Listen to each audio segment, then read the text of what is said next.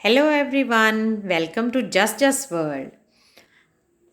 इस वीडियो में आपको मिलेगी पूरी जानकारी कि हम घर पर गमलों में धनिया कैसे उगाएं। तो धनिया जो हमारी हर सब्ज़ी का, हर डिश का फ्लेवर जो है वो और ज़्यादा बढ़ा देता है। तो वीडियो को अंत तक देखिएगा, कहीं पर भी स्किप मत करिएगा। और वीडियो शुरू करने से पहले आपसे रिक्वेस्ट है कि इस सुंदर सी तितली को देखते देखते आप मेरे चैनल को सब्सक्राइब ज़रूर कर लें, अगर अभी तक आपने चैनल को सब्सक्राइब नहीं किया है। तो चलिए वीडियो शुरू करते हैं। तो धनिया जो है वो आप घर पर जो बीज आते हैं, धनिया बीज हम लाते हैं किचन में यूज़ करने के लिए, तो आप उन्हीं सीड्स को इस्तेमाल करके धनिया घर पर उगा सकते हैं।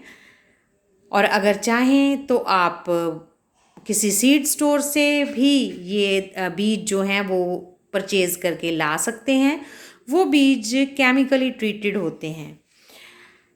तो इसके लिए पॉट साइज़ जो है वो 5 या 6 इंच गहरा पॉट काफ़ी होता है, लेकिन वो ज़्यादा चौड़ा होना चाहिए, चौड़ाई उसकी ज़्यादा होनी चाहिए।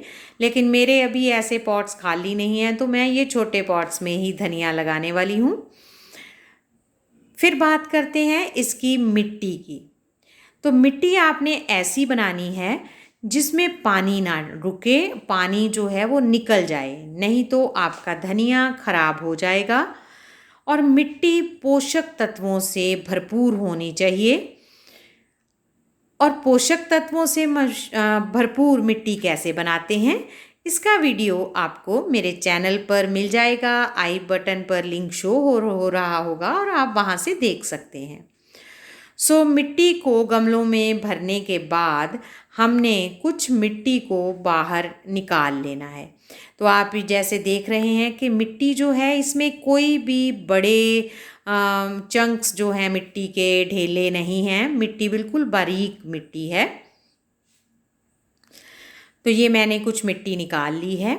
अब बाकी बची मिट्टी को आप हाथ से या टूल से बिल्कुल एक सार कर लें, ताकि बीज जब इस पर हम बिखेरेंगे तो और पानी देंगे तो वो एक सार रहे। मिट्टी को एक सार करना बहुत ज़रूरी है। कुछ और इसमें अगर खरपतवार है तो उसको निकाल लें। बीज लगाने से पहले आपने एक और ज़रूरी काम करना है, जो आमतौर पर हम जो भी आप वीडियोस देखते हैं उसमें बीज लगाने के बाद किया जाता है, और वो काम है मिट्टी को अच्छे से गीला करना। तो किसी पाइप की सहायता से या जैसे भी आप वाटरिंग करते हैं अपने गमलों में, आप मिट्टी को बहुत अच्छे से गीला कर लें। आपने इतना पानी देना है कि पानी जो है वो आपके पॉट्स के ड्रेनेज होल्स में से नीचे निकल आए। अगर आप बाद में पानी देंगे तो उसका क्या नुकसान है, ये भी हम आगे वीडियो में बात करते हैं। तो ये लीजिए, मैंने मिट्टी को अच्छे से गीला कर लिया है, बहुत अच्छे से पानी दे दिया है। दूसरे पॉट में भी इसी तरह से मैं पानी दे दूंगी। अब हमने इस गीली मिट्टी पर सीड्स को स्प्रिंकल करना है। तो उससे पहले अगर आप चाहते हैं कि बीज जल्दी जर्मिनेट कर जाएं तो आप इसको 24 घंटे के लिए भिगो भी सकते हैं। मैं यहाँ बिना भिगोए ही ये बीज लगा रही हूँ, क्योंकि धनिया के बीज स्प्राउट होने में, जर्मिनेट होने में थोड़ा टाइम लेते हैं। और ये एक बीज में 2 हिस्से होते हैं, तो आप इसको पहले किसी भी टूल से या कुछ रगड़ कर इसको स्प्लिट कर लें। 2 हिस्सों में आप इसको तोड़ लें। उसके बाद आपने गीली मिट्टी पर इसको स्प्रिंकल कर देना है। इवनली स्प्रिंकल कर दीजिए हाथों से या किसी टूल की मदद से। आप इनको थोड़ा दूर दूर कर लीजिए, ओवरलैपिंग नहीं होनी चाहिए, नहीं तो धनिया बहुत घना उगेगा। और अगर वो इतना घना उगा तो वो पौधे जो हैं वो न्यूट्रिशन के लिए एक दूसरे के साथ ही फाइट करते रहते हैं, और आपको अच्छा धनिया नहीं मिलेगा। धनिया के बीज वैसे आप थोड़े ज़्यादा ही डालें, क्योंकि बहुत से जो पौधे हैं वो जर्मिनेट होते हैं, उसके बाद भी कुछ पौधे मर जाते हैं जब हम पानी देते हैं या और किन्हीं कारणों से। तो ये लीजिए, मैंने इवनली सारे बीज जो हैं वो इस पर स्प्रेड कर दिए हैं, बिखेर दिए हैं। आप चाहें तो रोज़ बनाकर, कतारें बनाकर भी इन बीजों को लगा सकते हैं। अब हमने इन बीजों को कवर करना है उसी मिट्टी से जो हमने गमले में से निकाली है।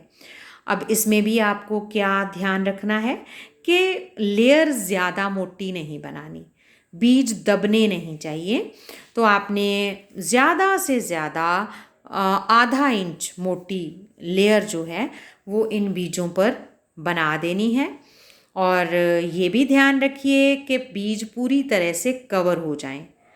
तो क्योंकि अगर बीज पूरी तरह से कवर नहीं हुए तो पक्षी इन बीजों को खा जाएंगे। सो इसलिए बीज जो हैं उनको अच्छे से कवर करना भी बहुत ज़रूरी है। अब जब आप इन सभी बीजों को कवर कर लें, तब आपने फिर से इसमें पानी देना है। और अब आपने पानी जो देना है वो किसी पाइप से या मग से नहीं देना। इसके लिए आपको कोई स्प्रिंकलर चाहिए, कोई शावर चाहिए, तो आपने शावर से इसको पानी देना है। तो और वो भी बहुत हल्के हाथों से। और अगर आपके पास स्प्रिंकलर या शावर नहीं है तो आप इस तरह से घर पर किसी भी पुरानी प्लास्टिक की बोतल के ढक्कन में बहुत सारे होल्स कर लें बारीक किसी नीडल से, तो आपका शावर तैयार है।